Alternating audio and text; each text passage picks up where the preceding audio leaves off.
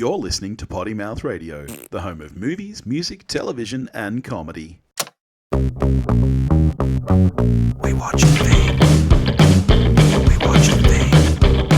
Hello, everybody, and welcome back to We Watched a Thing, and I really mean that this time. Welcome back. New phone, who dis?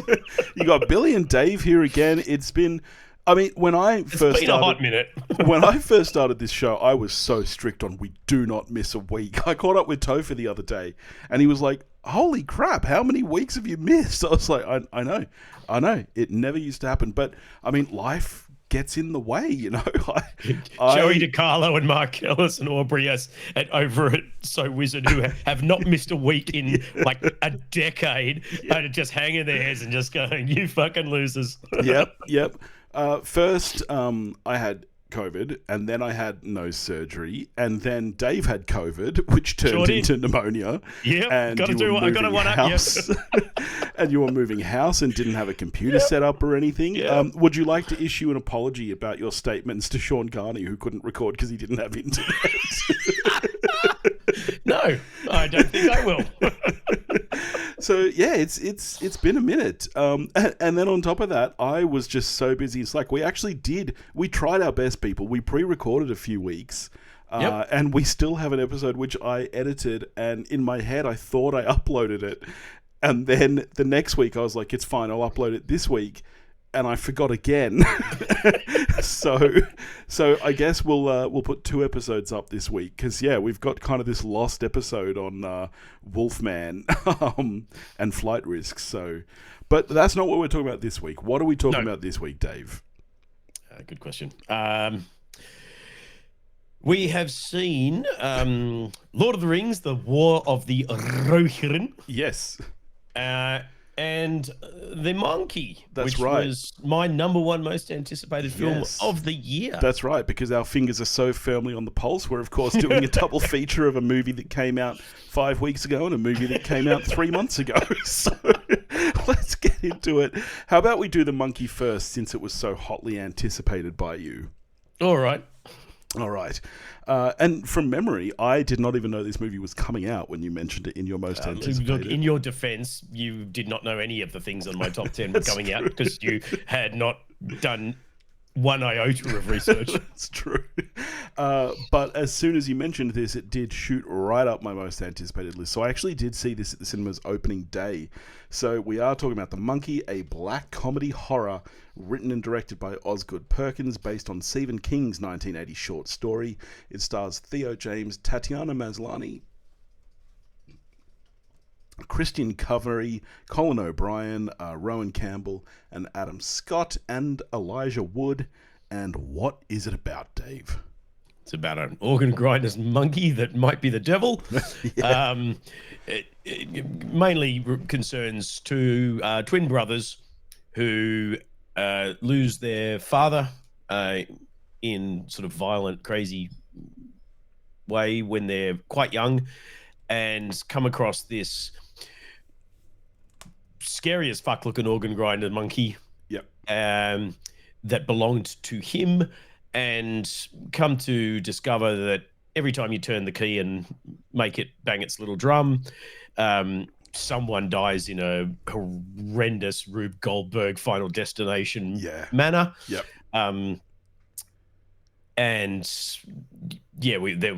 After some kind of craziness, we flash forward 25 years to one grown-up brother, and the monkey has reappeared after they thought they'd gotten rid of it. Yep.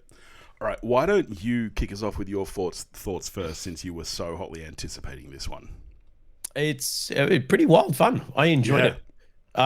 It's my expectations were super high because I love Oz Perkins. I was obviously, loved Long Legs. I really like Gretel and Hansel. I like the Black Eyes Daughter. I like his aesthetic. Yeah. And the trailer, I think, was a little misleading in terms of tone. It made it seem a lot more probably tongue-in-cheek than I think the film is. I think the film is still very funny. It's very funny, but I I think it's a darker glee in the violence in right. the film, whereas the trailer probably deliberately so to get bums in seats, felt a lot lighter in tone. And I'm not saying that as a bad thing, because if anything, I probably liked the darker tone a little more. Yeah, right. But this is crazy wild fun. I loved this movie. I liked Longlegs a lot. I think this is a stronger film than Longlegs. I think it's a stronger story. I think the acting is great. Theo James playing both of those roles is fantastic.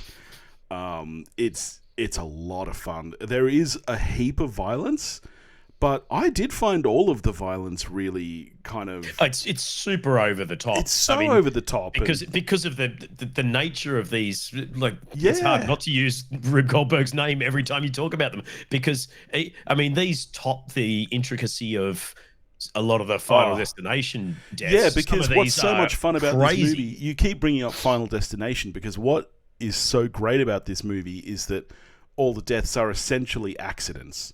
Like, the monkey itself is not like this entity that comes to life and kills people. The monkey has this. It flicks a domino. And Yes, it's like chaos effect, and so they do have this real, Final Destination aesthetic to them, where it's like, well, what's going to kill this person this time? Like, what's going to happen? And it is always so much fun. And some of them are really shocking. Like, even when you kind of, every time that final drumstick comes down, some shit's going to happen. Yeah. But a lot of them are still shocking and surprising, and oh my god. Yeah. I mean, you got to remember, I'm the guy who didn't think The Substance is a horror movie, and I stand by that. I don't think it's a horror movie, and I think that this is horror light. I think that there's gore here, but I've been trying to convince Noosk to watch it, because even though she doesn't like horror, I think that she'd be able to get behind this one. Because this I'm surprised to hear you say that it's darker than you thought, because this was a hell of a lot funnier than I thought. Now, I hadn't seen a trailer, but this is a straight-up comedy film with a heap of gore in it. I think more some of the story elements, like I loved the causing story the death and the of your themes. own, he causes the death of his own mum. Yeah. Things like that, which obviously a trailer's not going to convey. That I thought added, quite a lot of pathos to the story, even though on a surface level it's just crazy zany bloodbath set pieces. Yeah. Let's get into the story, and we will get into some spoilers, because it has been out for 5 weeks. It's done really well at the box office. I think most people who've seen it, who wanted to see it, have seen it. I, as someone who hasn't actually read the short story, it must be one of the few Stephen King ones that I haven't read. I was really surprised by the turn the film takes, when it turns out that it is his twin brother who is essentially using the monkey to try and kill him. In because revenge. he blames him for killing their mother. And I didn't see that coming, and I think it's a great turn, and I love all the themes around that. I love the way that that's revealed to us and stuff. I thought it was a heap of fun. And really good. People obviously want to work with Oz Perkins. He's on a bit of a tear. Longlegs obviously was, blew up and was a bit of a darling. And so you've got really fun kind of cameos almost. From Elijah Wood. Elijah Wood, who Elijah Scott Wood is the opening never scene. not great. Yeah. Tatiana Maslany is obviously a slightly bigger role, but I can't remember who was the aunt, but Oz Perkins himself plays their kind of hippie swinger uncle. Yeah. And that was hilarious when, after the mother dies and they get taken in by this swinging hippie aunt and uncle who straight up say to them, we're going to do our best, but we're not going to do a good job because I found this movie so we don't funny. like kids. Even the way that it balanced tone, I thought was fantastic, because this to me is how you do a horror comedy, because the horror elements are, as you say, quite dark and quite horrific, and yet I was laughing through the majority of this film. In the early kind of scene when the twins are children, every single time that you just cut to the funeral. Oh, You know, there's all of that these priest. like, I can't. I don't know who oh played man, that young priest who just comes out and goes, "Whoa, fuck." yeah, yeah. The pacing of all of those edits are fantastic. The way that the deaths happen super quick, and as soon as the person dies, bam, you cut to the funeral with the music playing. Or sometimes, you know, you don't even see you see them turn the key, and then bam, we're straight to the funeral. I just thought it was so well put together. This is a really fun time. I'm not going to bother taking my suit off because I'll only have to put it on again. Yep. Did you have a favorite kill in this? I got to be honest. I'm going to have to think about it because, like I said, I saw it opening day. Remind me of some of the kills. You've got babysitter decapitated by the teppanyaki chef. Oh, You've yeah. got, I mean, science goes out the window, but the bikini girl diving into the electrified pool and just fucking exploding. Oh, that was fantastic. Yeah, that was and great. he has to duck to avoid getting hit by the leg. Yeah, because like the opening part of that scene really harks back to like National Lampoon's Vacation, you know, and then all of a sudden just bam. Real estate lady copping the shotgun, Yeah, and her little finger going into his mouth, which was pretty funny.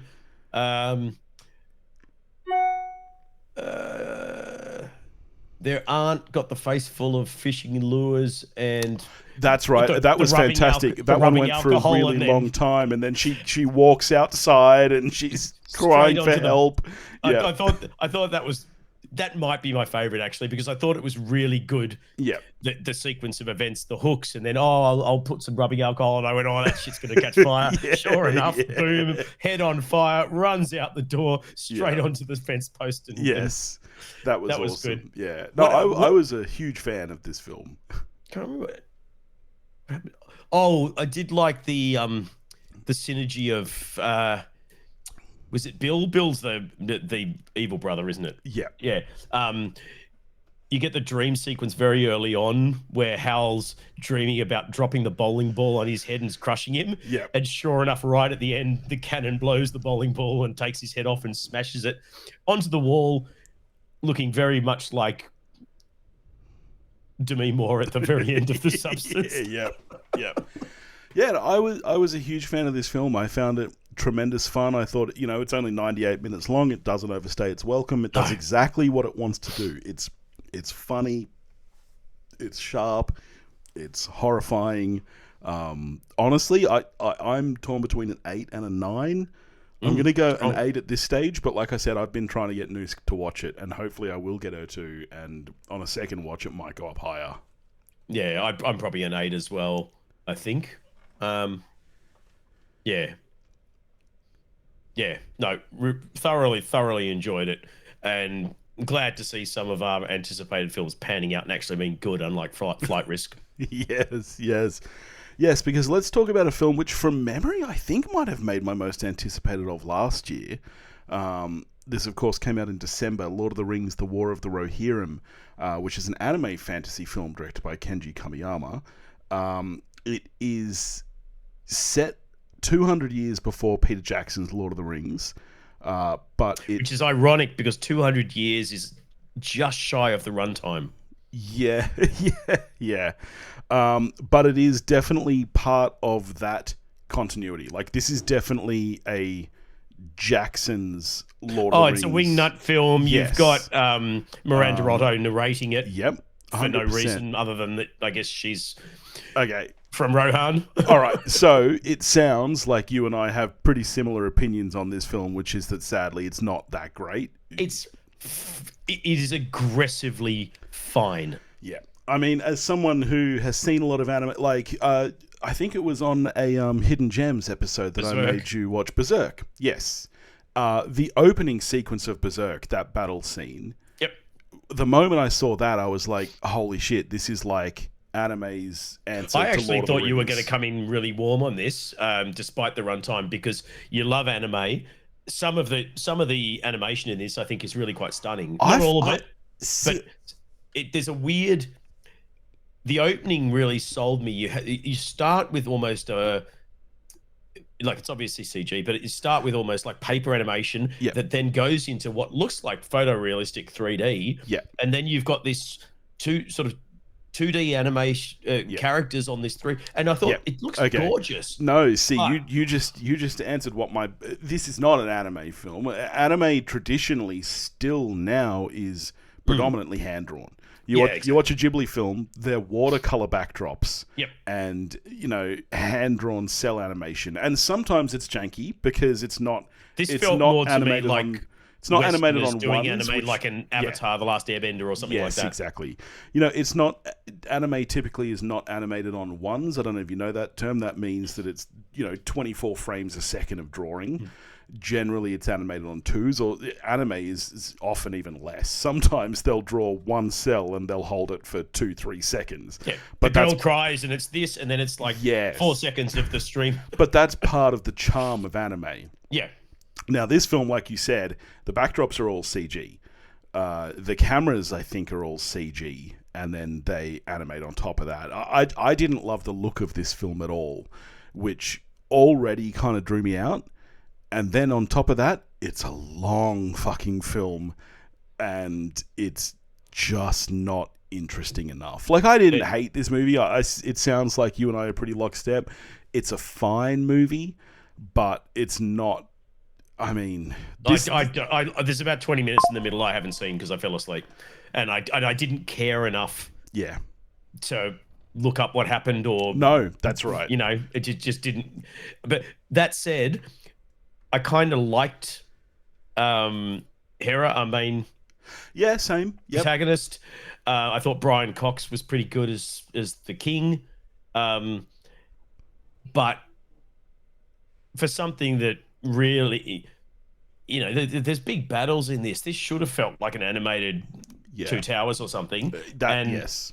I didn't really care. No, that's exactly my problem. I mean, like, even factoring in the Hobbit films, which aren't very good films, this is easily the worst of the Wingnut. Hobbit films get a bad rap. Yeah. Weirdly, I'm saying you should watch the longer versions of a short book that was turned into 3 big films already. But the longer versions run faster perceptually than the theatrical cuts. Yeah. Yeah, this is easily for me the weakest of all of the Wingnut films. There's no need to watch this again. I saw it once. I don't get why this, other than money, I don't get why this was a theatrical release. It doesn't warrant it. It doesn't look good enough. No, There's not enough there for And I'm surprised. I still don't, I guess, fully understand the relationship. I guess it's like a Sony MCU thing. What's happening with Amazon? Because this is not an Amazon release. Like, this is Warner Brothers. This is Wingnut, like you say. So I thought, I guess wrongly, that Amazon had purchased basically the full-on rights to this, like they have now done with James Bond. But yeah, I don't know. Well, you might know. It's so long since I've actually properly read Tolkien. And even then, other than Lord of the Rings, it's probably 20, 30 years since I've looked at things like the Silmarillion and all the rest. Yeah. I don't know. I mean, I'm assuming, given what a kind of an ardent fanboy of Tolkien PJ is, that this must be drawn from Tolkien's works. But I would assume so, but that's what I mean with the Amazon stuff. None of it rings a bell. No, same. Yeah, I have no... I mean, let's see if it's mentioned in the Wikipedia page. I'm sure Chris Sutherland can message. So he's sitting there shaking his head, going, "God, how do you have the gall to put yourselves on air if you don't know every last intricacy of Tolkien's works?" Okay, so I guess it's very similar to a Sony MCU situation, because the second line under development in Wikipedia is this was intended to prevent New Line from losing the film adaptation rights for The Hobbit and Lord of the Rings. So that's there you go. Like. Other than money, that's why this exists. Yep. It doesn't say anything about whether it's fleshed out from the. No, there you go. It's not based on anything really from Tolkien. This is just a fully original story. So it's literally just we've got to shove something out there so that we don't. Yeah. have our rights expire. It tells the story of Helm Hammerhand, who Tolkien mentions in the appendices of The Lord of the Rings. So basically they took a character that was in the appendices and fleshed out a story from it. So, and that's what this feels like. This doesn't have the same kind of gravitas that any of Tolkien's storylines have. Like you say, I quite like the main character. I quite like some things about it, but I just don't care enough. That's why we had the ridiculous shoehorned in throwaway lines at the end where, look, let's use some archive audio of Christopher Lee so we can have Saruman, and we're going to see a wizard. Well, he has many names, but in the common tongue he's known as Gandalf, and I sat there going, fuck off. Yeah. Yep. So how are you scoring this film? Because I'm not high on it. I'm honestly, I'm hovering on 4, maybe 5. I don't know if this film gets a pass. Yeah, look, I'm going to say 5 just because I kind of ended liking it more than I did through the mid parts. So yeah, I'm a little bit warmer, but it's barely a 5. It's like I said, it's aggressively mediocre. Yeah. All right. Let's talk next week. It's been so long since we've caught up. I don't know what's coming out. Oh, you know what? We're getting close to Death of a Unicorn. I'm not sure if it's in the next week. I mean, I've got a couple that I've seen that you haven't yet, but Mickey 17 and Black Bag. If you're able to get to them, maybe we chat them next week. Yeah, I'll definitely Mickey. I'm keen for Black Bag.